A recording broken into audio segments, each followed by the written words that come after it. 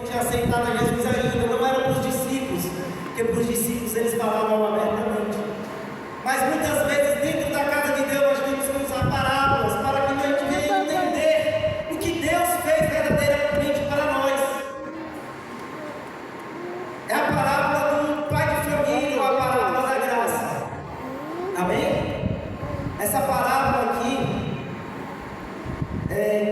quem falou ela primeiramente foi Charles Spurgeon.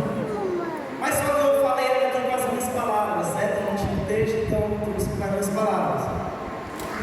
A parábola fala o seguinte: o pai de família, ele saiu para receber o seu salário do mês. Só que quando ele recebeu o seu salário do mês todo para sustentar a sua família, aquele pai de família, quando ele pegou o seu salário, colocou em uma bolsa, e quando ele ia retornando para a sua casa, no meio do caminho apareceu um homem e o assaltou, e pegou aquela bolsa onde estava todo o seu salário e tomou dele. Mas aquele homem, não satisfeito, pegou e espancou o pai de família, jogou ele na sarjeta, humilhou ele, deixou ele jogado no meio da rua e foi embora. E levou o seu salário e deixou ele espancado, humilhado, maltratado ali no meio da rua. Mas só que passado-se algum tempo, aquele pai de família estava em sua casa, ceando com a sua família, e de repente em sua porta ele escuta bater alguém. E quando ele vai e abre a porta de sua casa, tem um homem na frente da sua porta, batendo, um homem maltratado, um homem todo sujo, imundo. Um homem, aleluia Deus, com os cabelos grandes, com a barba mal feita, com a barba grande. Um homem descalço. E aquele homem bateu em sua porta pedindo uma ajuda. Mas só que de repente, quando o pai de família abre a porta e olha para aquele homem estava com uma bolsa do lado. E aquele pai de família percebe, olhando bem, que aquele homem que agora estava pedindo uma ajuda em sua casa era o mesmo homem que tinha roubado ele, tinha assaltado ele, maltratado ele, batido nele, humilhado ele. Só que agora aquele homem estava na sua frente, em sua casa. Vamos ver um pouco o que seria justo numa situação dessa, irmãos. Seria justo para cada um de nós, talvez nós íamos tomar essa atitude.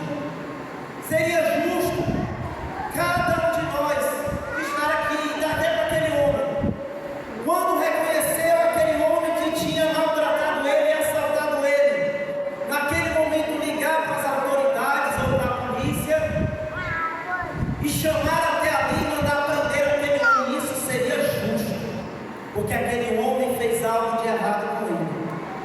Isso seria justo para qualquer um de nós aqui. Se fosse acontecer uma situação, isso seria justo. Então aquele pai de família poderia ter tomado essa primeira atitude, ter usado de justiça sobre aquele homem, ter ligado para as autoridades, chamado as autoridades e ter mandado prender aquele homem que um dia o maltratou, que um dia pisou nele, que um dia tomou as suas finanças. Isso seria justo. Lá em Atos dos Apóstolos, capítulo 17, versículo 30, diz assim: mas Deus, não levando em conta os tempos da nossa ignorância. Aleluia, Deus. Perdão, irmãos. Lá em Mateus, capítulo 27, versículo 50, fala que Jesus, na cruz do Calvário, cumpriu a justiça de Deus em nós. Ele morreu por cada um de nós. Então, como é que esse homem seria justo para aquele mendigo, aquele homem que maltratou ele, chamar a polícia? E Deus, se fosse perdoar cada um de nós, ele teria que ser justo, como foi falado no começo.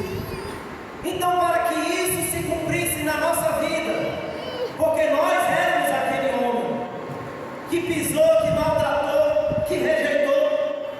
Para que Deus fosse justo conosco, alguém ia ter que pagar o preço, alguém ia ter que ser preso, alguém ia ter que ser condenado, alguém ia ter que pagar aquilo que foi feito com aquele homem. Então Jesus Cristo veio e pagou o preço por nós. Aí Deus cumpriu a justiça dele na nossa vida.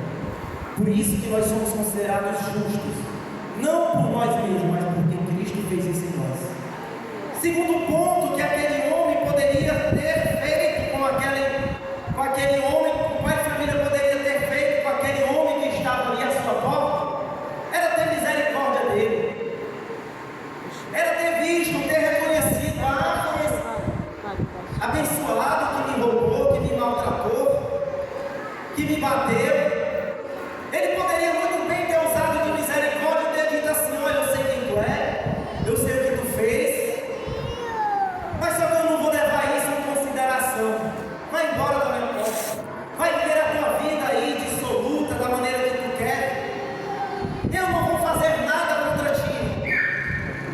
Talvez nós tomássemos essa atitude e isso seria ter misericórdia daquela pessoa, não ter entregado ele às autoridades. Isso é ter misericórdia, é se colocar no lugar do outro e achar: olha, se fosse comigo, eu gostaria de ser perdoado, eu gostaria de ter recebido misericórdia. Então isso é o segundo ponto que aquele homem poderia ter feito. Isso fala lá em Atos 17:30. Mas Deus não leva em conta o nosso tempo de ignorância, não. Isso quando nós somos salvos. Agora Ele anuncia a todos os homens, Ele anuncia a você, igreja, anuncia aqueles que estão lá no mundo, em todo lugar, que se arrependam. É a vontade de Deus. Deus não tem prazer na morte do ímpio. Deus, quando vê alguém morrendo em pecado, Ele não se alegra. Deus não há alegria no céu quando o pecador morre, não há alegria no céu quando alguém que está afastado de Deus vai para as trevas. Há alegria no céu diante do trono de Deus quando um pecador se arrepende. Aleluia. É quando há alegria no céu. Deus não se agrada com a morte do ímpio. E o terceiro ponto, irmãos, que nós temos que levantar as mãos todos os dias é agradecer a Deus. É o que Ele fez por cada um que eu estou olhando aqui nessa noite. Ele usou de graça. Ele não apenas usou a críticas, Ele não apenas usou a misericórdia, Ele usou a graça dele para conosco. Aleluia. E irmão Alexandre, me explica um pouco o que é graça. Vamos dar esse exemplo do pai de família. Sabe o que ele fez com esse homem que apareceu na sua porta? Em vez de entregar para a polícia, em vez de simplesmente falar assim: vai embora daqui, mano, sai da minha frente, ele não fez isso. Ele convidou aquele homem e disse assim: entre na minha casa, eu vou lhe dar um banho, eu vou lavar você. Esse cabelo grande que está aí, eu vou cortar ele, fazer a barba. Essa roupa suja e imunda que você tem, tira ela, eu vou dar roupas novas para ti. Como que o pai de família fez com aquele homem? Ah, mas tu está descalço, os teus pés estão sujos, eu vou colocar sandálias nos teus pés, calçados nos teus pés.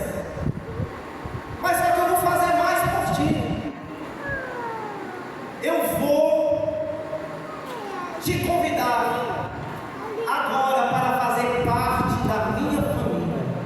Você vai sentar à mesa comigo. Você vai fazer parte agora desta família. Você vai ceiar conosco. Isso é graça de Deus. Aquele homem não merecia, mas Deus lavou cada um de nós com a sua palavra. Deus tirou todos os carrapichos, todas as sujeiras de nós. Ele nos deu uma veste nova, agora branca, mais alta do que a neve, cada um de nós.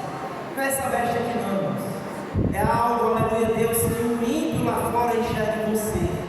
É algo diferente. Louvado seja o nome do Senhor. Que Ele colocou uma nova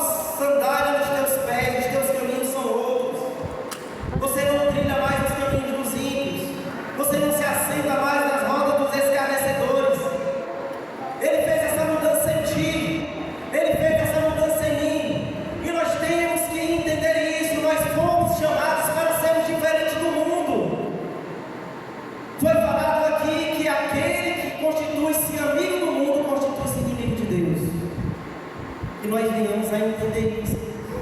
O mundo está aí, mas ele vai passar, os prazeres, as alegrias. Hoje foi louvado no meio da água, os hinos aqui. Aquilo tudo vai passar, mas só que o que Deus fez por nós vai permanecer para sempre. Aleluia. Glória a Isso Deus. é graça. Vocês entenderam esse Pai de Deus? Ele não merecia, mas Ele chamou para dentro da sua casa. Nenhum de nós merecia estar aqui levantando as mãos dos céus e agradecendo a Deus. Nenhum de nós merecia essa coisa. Mas nós recebemos a graça de Deus. Jamais nos devemos a esquecer disso. Glória a Deus. Certo, irmãos? João 3,16. Porque Deus amou o mundo. Amém. Agradeço a oportunidade.